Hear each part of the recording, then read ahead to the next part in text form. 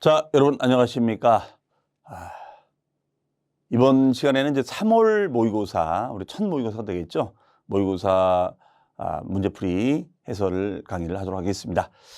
자, 여러분들 어떻게 그동안 이제 갈고 닦은 실력으로 이제 문제를 푸셨는데 어떻게 잘 보셨나 모르겠습니다.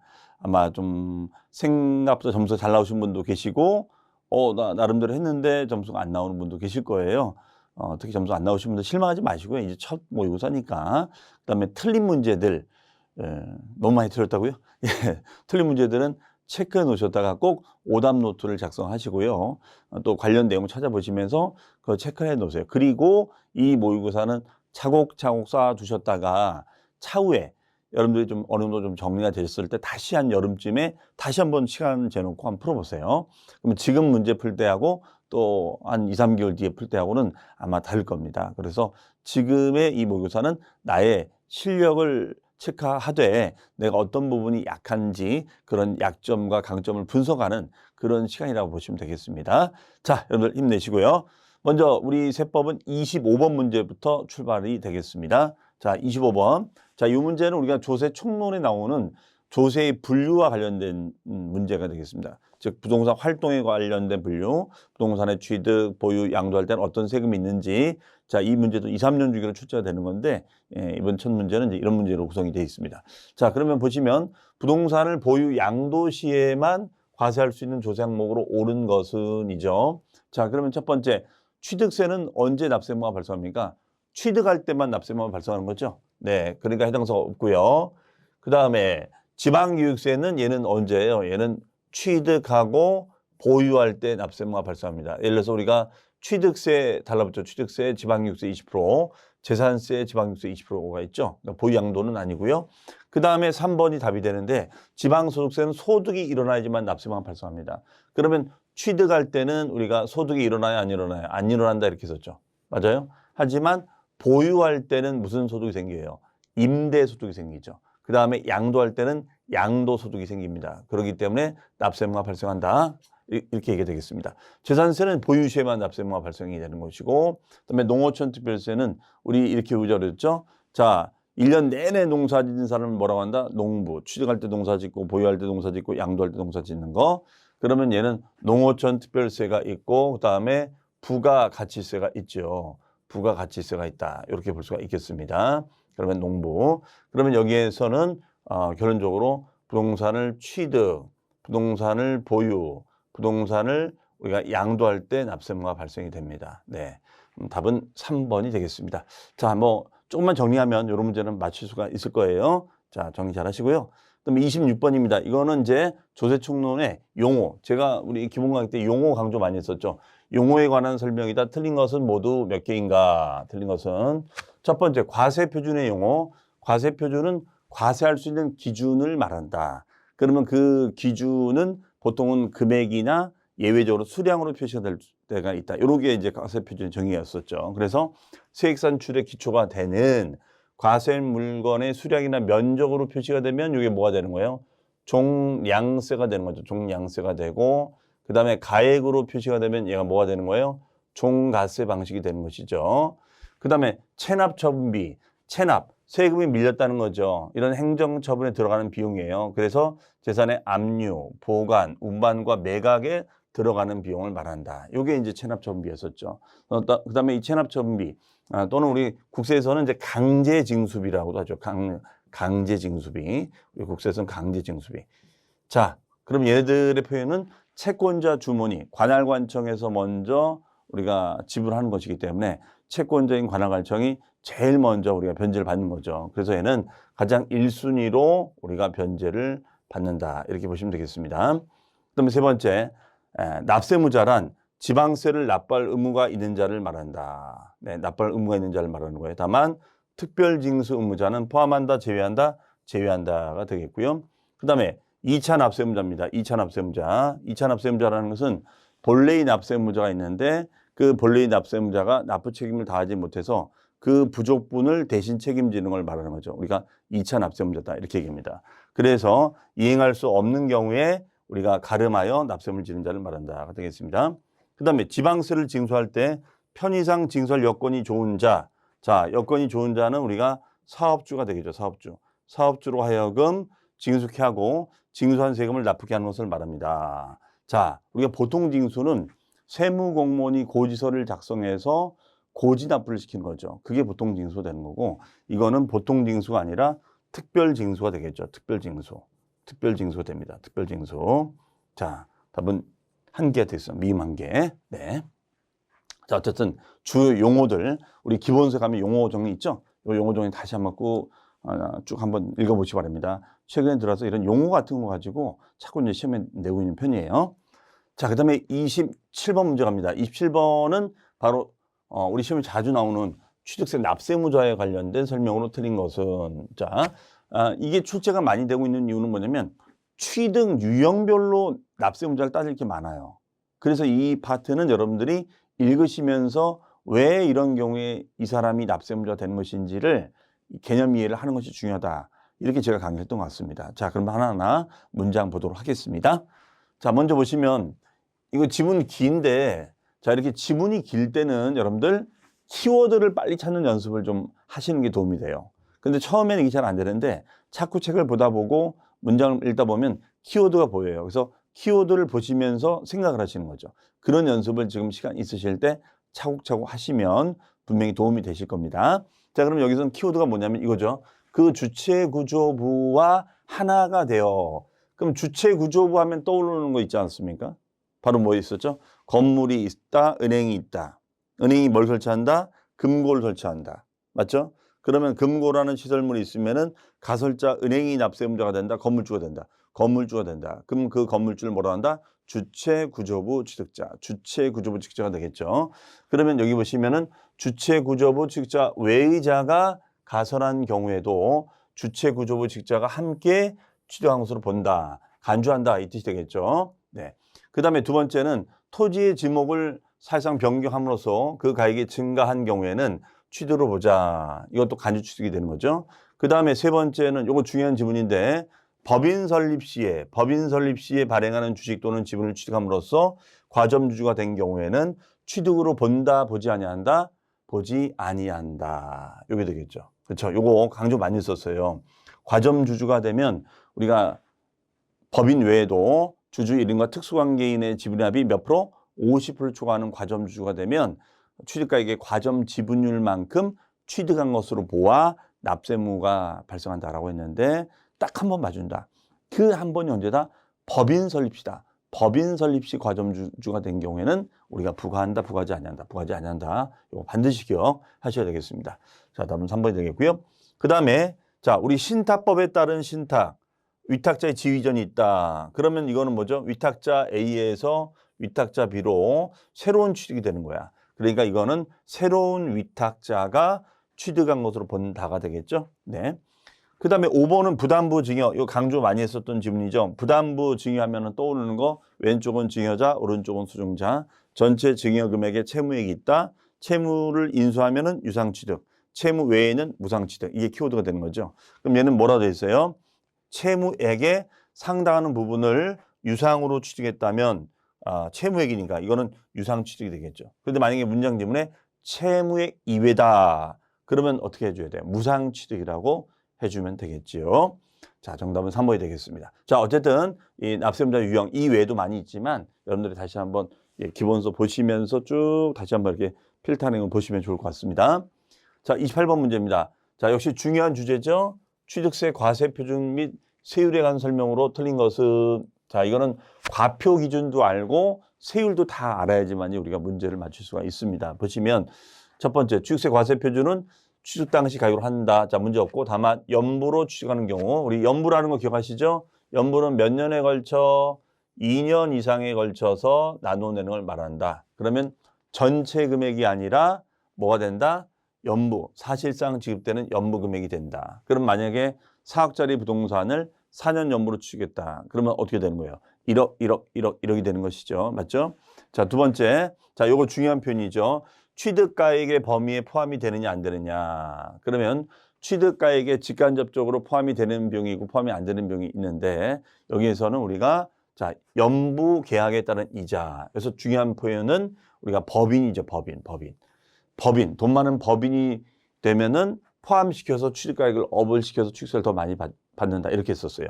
그런데 만약에 법인이 아닌 개인이 됐을 때는 포함한다, 포함하지 아니한다, 포함하지 않습니다. 자, 그래서 중요 포인트는 주어가 법인인지 아닌지를 보셔야겠고, 그 다음에 이런 경우가 이런 이자도 있고, 두 번째는 건설자금 이자도 있죠. 건설자금 이자도 있고, 세 번째는 중개보수도 있습니다. 세 번째는 중개보수도 있어요. 그래서 법인일 때는 포함하지만 법인이 아닌 개인일 때는 포함한다, 포함하지 아니한다, 포함하지 아니한다. 이게 키워드가 되겠죠. 그 다음에 부동산을 상속으로 인하여 취득을 합니다. 그러면 상속으로 인한 취득일 때는 거래 금액이 있어요, 없어요? 거래 금액이 없어요. 그러면 거래 금액이 없으면은 얘는 시가표준액이 되는 것이죠. 네. 그 다음에 4번입니다. 지방세법상 취득세 표준세율과 중과 기준세율의 4배, 100% 400을 합한 세율이 적용되는 과세 대상은 골프장, 그다음에 오락장, 고급선바, 고급주택이 있다. 그래서 이거는 반드시 암기. 사치성 재산이라고 해서 고로선주가 되겠죠. 그다음에 5번 상속으로 인한 농지의 취득.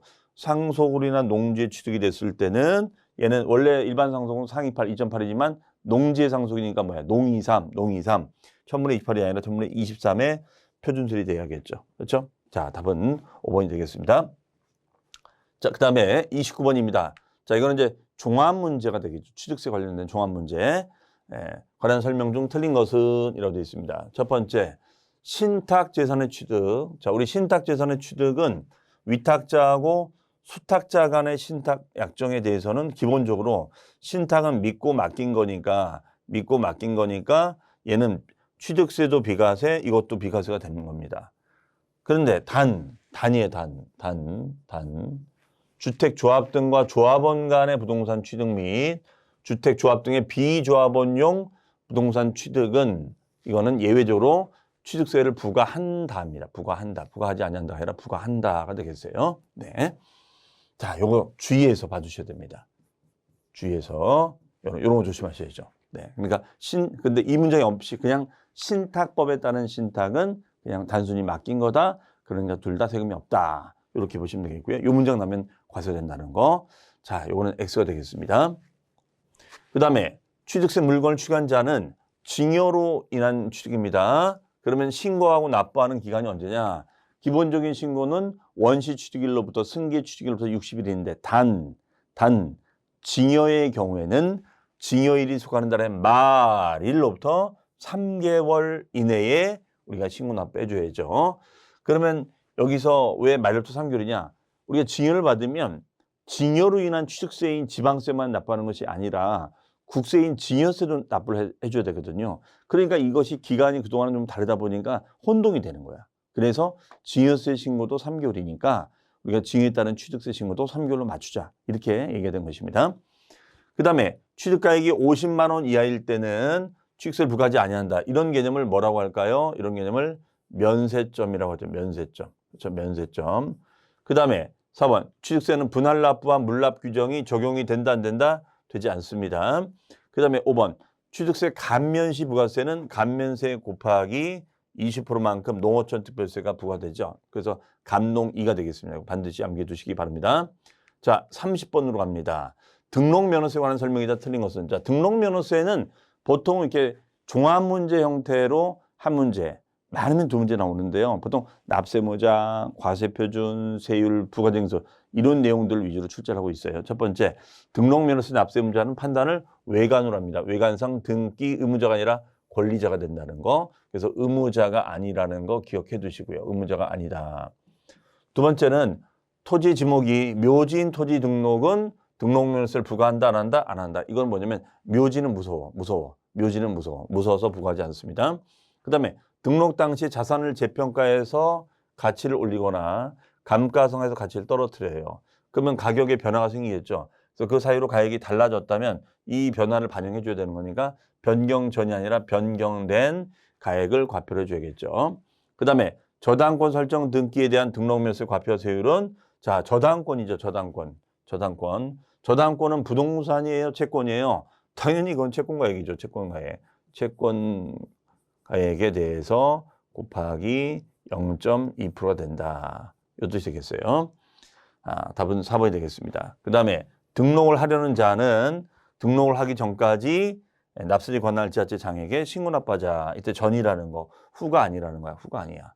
후가 아니라 전까지 신고해라. 등록하기 전, 등기 접수일까지 신고 납부하자. 이런 얘기 되겠습니다. 자, 31번. 자, 역시 아주 중요한 주제죠. 재산세 납세무자에 대한 설명이다. 틀린 것은 이라고 되어 있습니다. 첫 번째, 재산세 과세 기준 현재 사실상 소유하고 있는 자가 납부할 의무가 있다. 이 말의 뜻은 공부상 소유자하고 사실상 소유자가 일치하지 않으면 사실상 소유자에게 부과하자 이런 얘기가 되겠죠. 두 번째, 주택의 경우 건물과 토지 소유자가 다를 수가 있어. 그렇죠? 자, 이랬을 때는 설사 다르지만 건물과 토지를 합산해서 산출세를 계산해 줘야 돼요. 합산해서. 그리고 이것을 안분 계산해 주는데 안분 계산의 포인트는 시가 표준의 비율로 안분하는 것이 되겠습니다. 그러면 해당 소유자가 납부할 의무가 있겠죠. 그 다음에 소유권의 변동이 일어났어요. 그러니까 이거는 매매 대금이 지금 왔다 갔다 했다는 거야. 그런데 신고하지 아니하여. 그러면 이때 소유권 변동 신고는 과세 기준일로부터 플러스 15일 이내에 신고해야 되는데 이걸 하지 아니하여 사실상의 소유자를 알 수가 없다면 사용자가 아니라 얘는 뭐가 되는 거예요? 공부상의 소유자가 되는 거죠. 공부상의 소유자가 된다. 이 뜻이 되겠죠. 네, 그럼 납부할 의무가 있겠죠. 네, 답은 3번이 되겠습니다. 그 다음에 상속이 개시가 됐는데 등기가 이행되지 아니하고 사실상의 소유자를 신고하지 않아. 그러면 이때는 주된 상속자가 납세무자가 되자. 그러면 주된 상속자, 지금 상속 분쟁이 생겨서 너 죽고 나 죽자 지금 이렇게 되는 거야. 그렇죠? 자, 충분히 그럴 수 있습니다. 그렇지만 과세관청은 납세 의무자를 지정할 수밖에 없는 거예요. 그러면 주된 상속자는 1순위가 뭐냐? 1순위가 지분이 가장 많은 자. 1순위가 지분이 가장 많은 자 되고 2순위가 뭐가 되느냐? 나이가 가장 많은 자가 된다. 이 뜻이 되는 것입니다. 네. 그 다음에 국가 지자체 등과 재산을 연부 매매로 계약을 체결하고 사용권을 무상으로 받았다면 무상 수익을 누리는 자가 내야겠죠. 그럼 무상 수익을 누리는 자인 매수계약자가 납부할 의무가 있겠죠. 자, 요거 조건은 국가 지자체 연부 매매 사용권의 무상. 그럼 무상 수익을 누리는 자 두고 매수계약자가 되겠죠. 자, 답은 3번이 되겠습니다. 32번입니다. 역시 아주 중요한 주제입니다. 토지 구분이죠. 즉 지방세법상 분리과세 대상 토지에 해당하는 것은 이라고 되어 있습니다. 그러면 첫 번째 영업용 건축물의 부속 토지로서 기준 면적 이내는 별도 합산이 되지만 기준 면적을 초과하면은 얘는 뭐가 될까요? 종합합산이 되겠죠. 종합합산. 그렇죠? 종합합산. 네.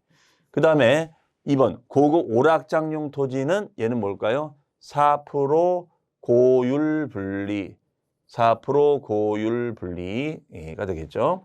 자, 그러니까 얘는 분리과세 대상이 되는 거고요. 그다음에 도시지역 안에 개발지역과 녹지지역에서 농사를 짓는다면 얘는 분리과세가 맞아. 0.07% 분리과세. 하지만 제외한 지역이야. 제외한 지역이면 우리가 상업지역이라든가 주거지역을 말하겠죠. 이런 상업이나 주거지역이 됐었을 때는 뭘로 한다? 종합합산 과세한다. 종합합산 과세한다. 이 뜻이 되겠어요. 그 다음에 자동차 운전하원용 토지는 얘는 영업용 토지니까 뭐가 되겠습니까? 별도 합산과세 토지가 되겠죠. 해석이. 그다음에 지상건축물이 없는 나대지는 비삼용 토지니까 종합합산 토지가 되겠다. 종합합산 토지가 되겠다. 이 뜻이 되겠습니다. 33번 재산세 부가징수에 관한 설명이다. 틀린 것은 자, 첫 번째 재산세 과세 기준일은 6월 1일이다. 네, 맞고요. 두 번째, 토지분 재산세 납기는 매년 9월 16일부터 9월 말까지 된다. 맞죠? 다만 이제 건물은 7월 16일부터 7월 말, 주택은 2분의 1은 7월 달, 나머지 2분은 9월 달 나눠지죠? 네. 그 다음에, 자, 요거죠. 하지만 주택분 재산세 납부액이 20만 원 이하가 됐을 때 반드시 기억하셔야죠. 이때는 나누어서 납부하는 것이 아니라 한꺼번에 부가징수할 수 있죠. 그러면 한꺼번에 부가징수 기간은 납기가 언제가 돼요? 7월 16일부터 7월 31일까지가 되겠죠. 그러면 한꺼번에 부가징수할 수가 있습니다. 그 다음에 4번 지방자치단체 장은 납부세액이 250만 원을 초과하면 3개월 이내에 분할 납부할 수 있죠. 분할 납부 기한은 3개월 이내입니다. 3개월 이내. 그렇죠? 그다음에 지방자치단체장은 납부세액이 1,000만 원을 초과하게 됐을 때는 납세자의 신청을 받아들여 물납을 허가할 수가 있죠. 그런데 부동산은 맞는데 국내 부동산인가요? 아니죠. 이거 그다음 여러분들 속아 넘어가기 딱 좋죠. 그래 1,000만 원 초과 신청 물납 허가 맞는 거 아니야? 부동산? 아니죠. 얘는 국내가 아니라 관할 구역 내 이렇게 말장난 쳐놨어요. 관할 구역 내 부동산으로 물납할 수 있다. 이렇게 되죠. 관할 구역 내 부동산이 된다. 자, 5번이 되겠습니다. 34번입니다. 자, 종합부동산세. 종합부동산세도 이 문제처럼 이렇게 종합문제 스타일로 과세 대상, 과세 표준, 세율, 주택과 토지분 이렇게 나누어서 두 가지 징수까지 한 문제 꼴로 보통 출제가 되는 편입니다. 올해도 그렇게 예상을 하고 있습니다. 그러면 틀린 것은 보시면 첫 번째, 토지에 대한 종합부동산세 과세 대상은 종합합산 대상이 있고 별도 합산 대상이 있고 있습니다. 대신 주의할 점, 단 법령에 따른 농지나 목장용지나 종중소유 임야 등의 분리과세 토지는 포함한다, 제외한다가 되겠죠. 그 다음에 별도 합산 과세 대상인 경우에는 국내에 소지하는 대상 토지의 공시 가격을 합한 금액이 얼마? 80억 원을 초과하는 자는 종합부동산세를 납부할 의무가 있습니다. 별도 합산은 80억을 넘어가면 종부세를 냅니다. 그 다음에 3번, 법정 요건을 갖춘 1세대 1주택자와 토지는 연령별 세공제와 보유견별 세공제를 받을 수 있느냐. 자, 연령은 60세 이상이 되는 것이고 그 다음에 보유기간은 몇 년이었죠? 5년 이상이 되면 공제가 됐었죠. 그렇죠? 그래서 우리가 60세 이상, 65세 미만은 우리가 20%, 65세에서 70세 미만은 30%, 70세 이상은 40%, 그 다음에는 5년 이상 10년 미만 20%, 10년 이상 15년 미만 40%, 15년 이상 50% 이렇게 됐었어요. 그렇죠? 자, 그러면서 얘는 80%를 중복공제를 받을 수 있었는데 자, 결론. 요거 딱 함정에 빠지기 딱 좋습니다. 보니까 여러분들 토지 규정에도 세공제 규정이 있었나요? 토지는 없었죠. 토지는 없었어요. 토지는. 그러니까 여러분들 요거만 보고 하면 그대로 이렇게 생각할 수 있단 말이에요. 아주 이렇게 함정 파서 속아 넣으면 딱 좋은 문장입니다. 그렇죠? 자, 3번이 되겠습니다. 그 다음에 법령에서 정한 1세대 1주택에 대한 종합부동산세 과세 표준을 물어봤네요. 그러면 원래는 다주택자는 9억이지만 1세대 1주택자는 실수요자로 봐서 공시가격을 합산한 금액에서 우리가 얼마? 12억을 공제한 금액에다가 곱하기 공정시장가액 비율을 곱한 금액으로 하자. 이 뜻이 되겠죠. 그럼 이제 공정시장가액 비율은 몇 프로가 될까요? 공정시장가액 비율은 몇 프로 될까요? 얘는 60% 되겠죠. 그렇죠? 60%. 네. 그 다음에 이제 토지 같은 경우는 이제 우리가 100% 되고요. 다만 그 금액이 0보다 작았을 땐 0으로 본다. 네. 없는 것으로 보겠다는 것이죠. 그 다음에 관할세무서장은 종합부동산세액을 관할세무서장이 종합부동산세액을 결정하죠. 이런 것을 우리가 뭐라고 했죠?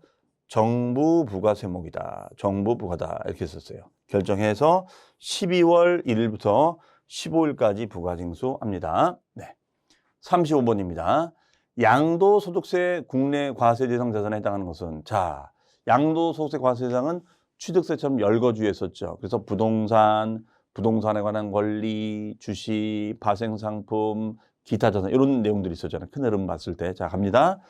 기억. 무허가 건축물 들어갔죠. 허가 여부 불문하다. 즉 우리 양도소득세는 취득세처럼 실질과세 원칙이라서 허가 여부 불문, 등기 여부 불문이었었죠. 두 번째, 용익물권인 전세권 들어가나요? 들어가죠. 지역권은 단독으로 양도할 수 있다 없다? 없다. 지역권은 들어가지 않습니다. 그 다음에 토지 상환채권 들어갑니다. 개발채권은 들어가지 아니하고 상환채권은 들어가요. 그 다음에 영업권은 우리가 사업용 자산과 함께 투게더 함께 우리가 파는 영업권은 들어가요. 하지만 단독은 들어가지 아니한다는 거.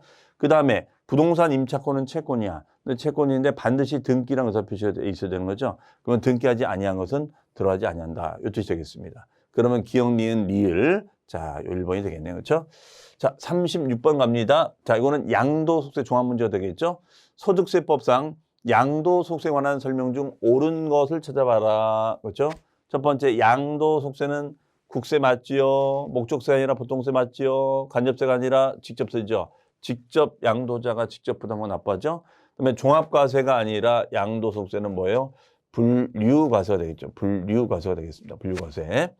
그다음에 환지처분 및 보류지 충당은 자 이거는 공익사업을 위해서 환지한 거야. 공익사업을 위해서 보류 충당한 거야. 그러면 양도에 해당한다 안 한다? 해당하지 않습니다.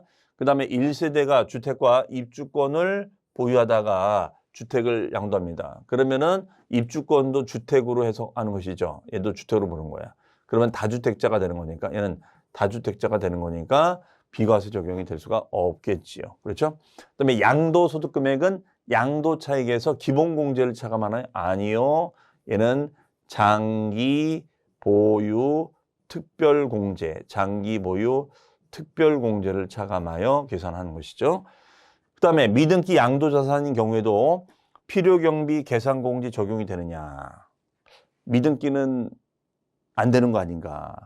혼동될 수 있는데 적용이 되죠. 자, 여러분들 계산공제라는 게 뭐였죠? 자본적 지출 플러스 양도 비용을 추계로 산정할 때, 추계 계산했을 때는 취득 당시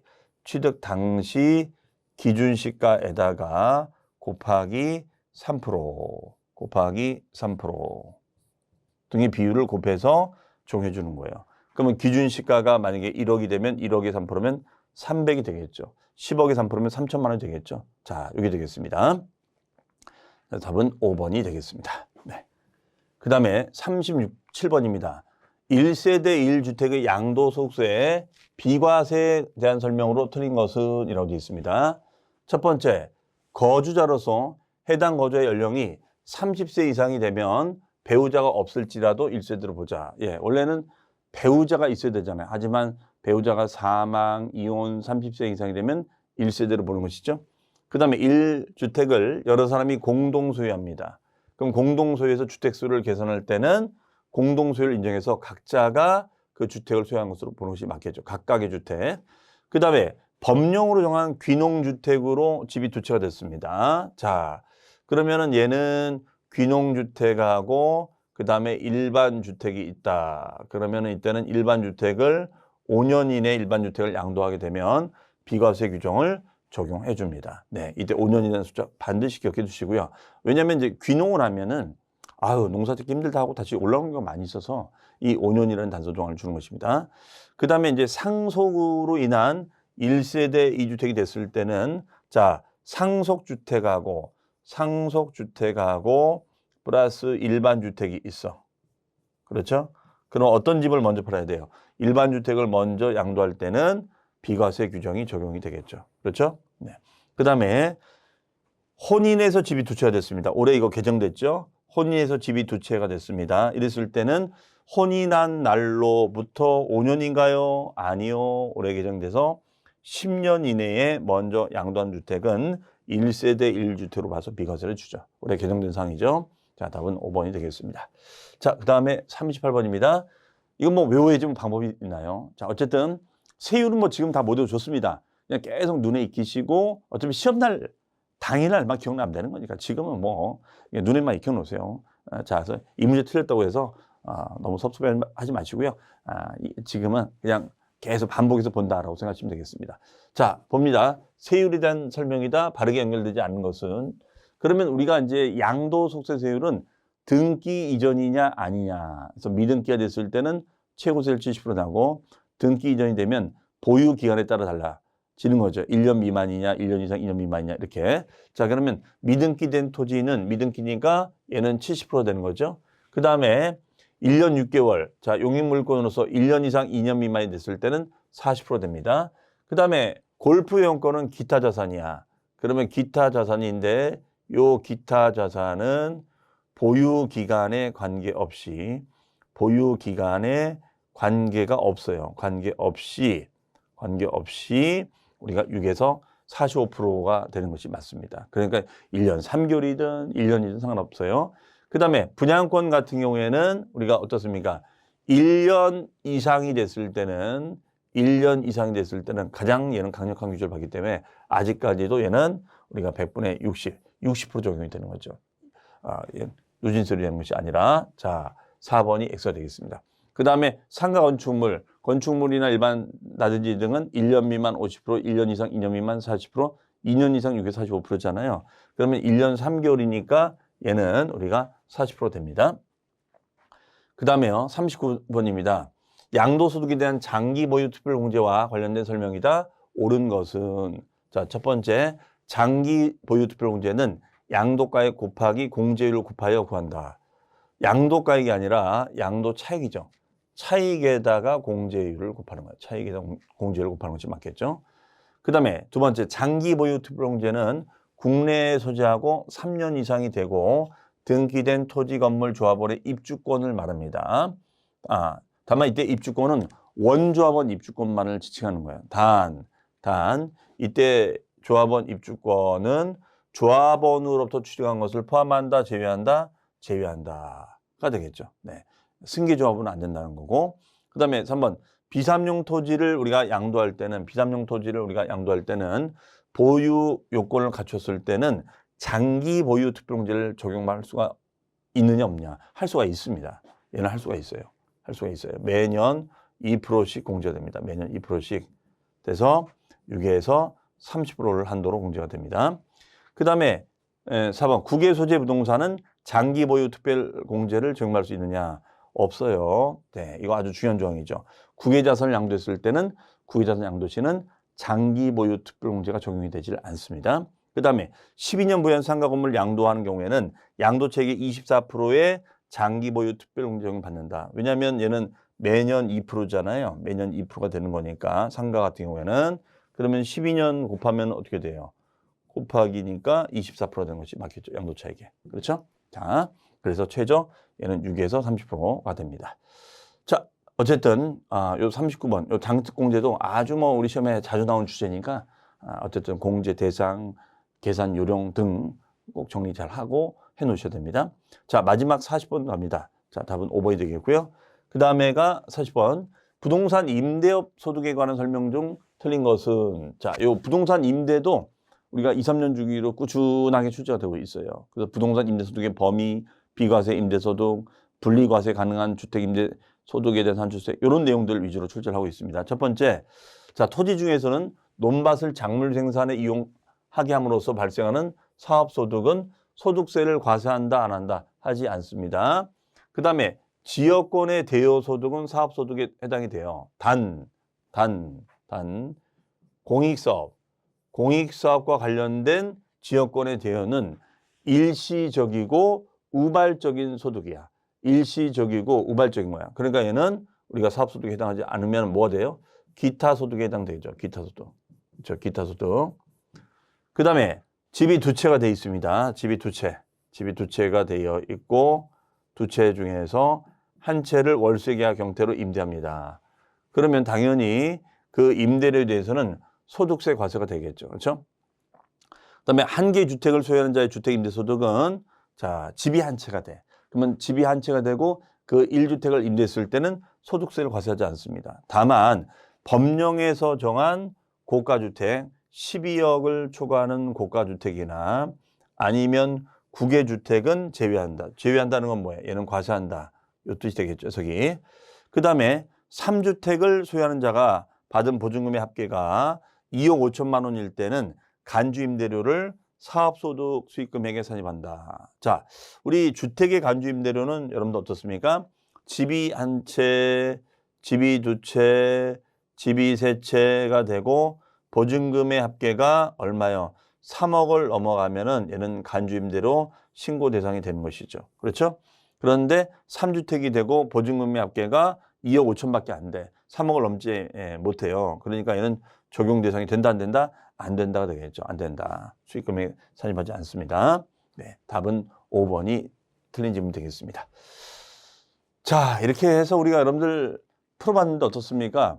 또 막상 같이 풀어보면 맞아 이랬었지. 뭐 그런 점들도 있을 거고 내가 이걸 놓치고 있었구나. 그런 것도 있을 겁니다. 자, 어쨌든 우리가 3월 모의고사는 전반적으로 우리가 그동안 강조했던 그런 내용들 위주로 문제가 출제가 됐습니다. 그래서 틀린 지문들, 내용들은 그냥 틀린 것만 생각하지 마시고 아, 이런 부분들 내가 어떻게 하면은 정복할 수 있을 것인가. 그 틀린 문제 꼭 표시해 놓으셨다가 나중에 한 두세 달 있다 다시 한번 풀어보세요.